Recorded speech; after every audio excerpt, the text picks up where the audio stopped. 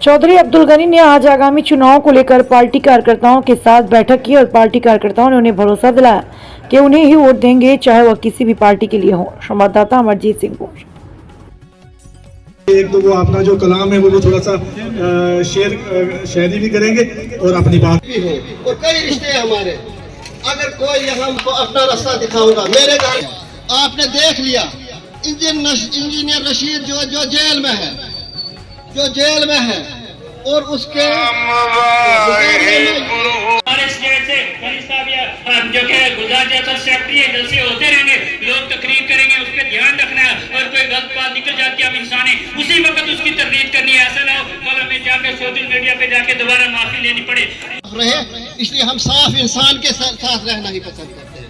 इसलिए सबसे छोटी बात यही है, लास्ट बात यही है कि हमने रज़ाकार गैर सोचे समझे वहाँ खड़े हो जाए उनके साथ, हम उनके साथ खड़े। हमें गनी साहब से लेना देना है ना खड़गे साहब से लेना है, ना किसी से लेना है। गनी साहब बिल्कुल नहीं करेंगे इतनी बिजली हम फ्री दी गई, ये फलाने वो करेंगे ये करेंगे। तो भाई कौन सा इख्तियार है यहाँ के चीफ मिनिस्टर को, कौन सा इख्तियार है यहाँ इतनी बातें करने का? हम हाइडल प्रोजेक्ट वापस लेंगे जो पहले बेच दिए, अब वो वापस कैसे लाओगे? अब यहाँ बात नहीं बनने वाली, इसलिए क्योंकि यहाँ बोलने वाले काफी है। मैं माजरत चाहता हूँ। अभी वो स्टेज से दूर के अंदर थे। आज जमात की अपनी टांगें जो ये कांप रही हैं, वो अपनी कुर्सियों को बचाने के लिए हमें कुर्बान करने जा रही है।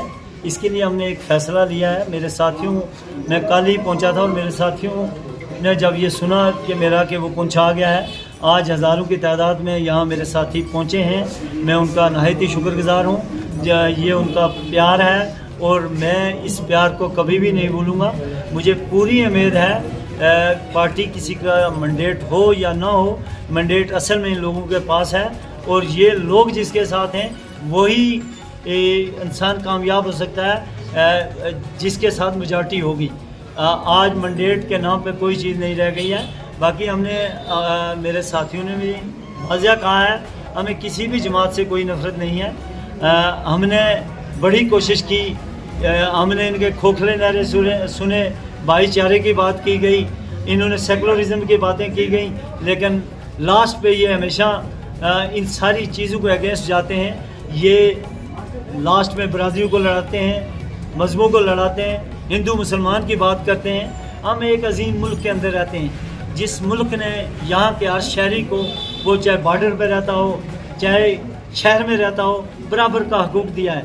इस वोट की ताकत से, एक वोट की ताकत से प्राइम मिनिस्टर ऑफ इंडिया बन सकता है और वही उतर सकता है।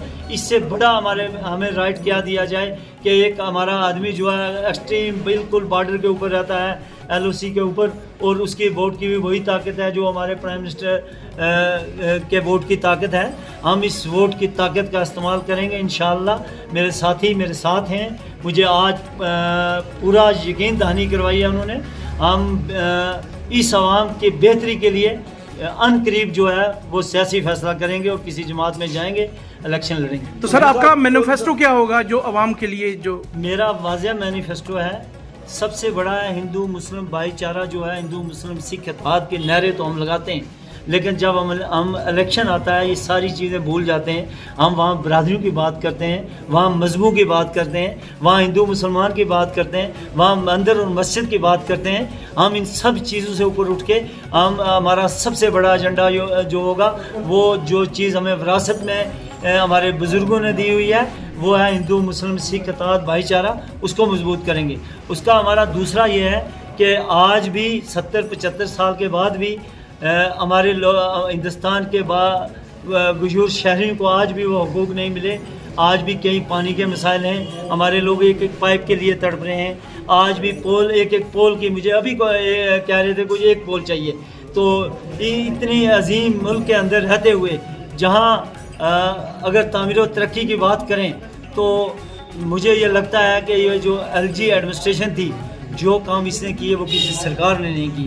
हम भी इसका एक हिस्सा थे। DDC बतौर DDC जो मेरे 2 ब्लॉक के अंदर काम हुआ है, पैसा तो सरकार ने दिया है तभी काम हुआ है। हम इसी मिशन को आगे बढ़ाते हुए हम इनकी तामीर और तरक्की के लिए जो बेहतर जमात लगेगी हम वहाँ जाएंगे।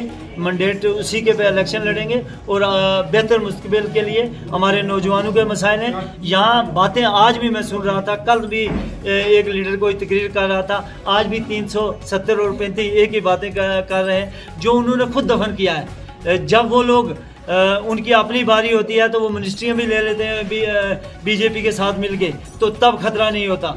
जब उनको किसी के खिलाफ खड़ा होना होता है तब बीजेपी का सपोर्ट भी वो करते हैं, उनको खतरा नहीं होता है। कुर्सियां शेयर करने के लिए बीजेपी अच्छी, लेकिन बीजेपी का कहीं कोई उनका दुश्मन नाम ले ले तो वो बुरी लगती है। मेरे सामने कोई हिंदुस्तान की जमात जो आइन को तस्लीम करती है, जो अपने आप को हिंदुस्तानी कहती है, वो कोई भी जमात बुरी नहीं है। उस जमात के लीडर बुरे हो सकते हैं, उनके ख्यालात बुरे हो सकते हैं, जिस तरह वो डिलीवर कर रहे हैं वो चीज़ें बुरी हो सकती हैं, लेकिन आइन एक ही है, वो बराबर का हकूक़ देता है। हमारी कोशिश है कि हम यहाँ के बेहतर मुस्तकबिल के लिए, हमारे बच्चों के रोज़गार के मसाइल हैं, हमारे इलाका जात की डेवलपमेंट के मसाइल हैं, उनको दूर करने के लिए हमें जिस जमात से भी हाथ मिलाना पड़ा, हम जो बेहतर समझेंगे वहाँ जाएंगे।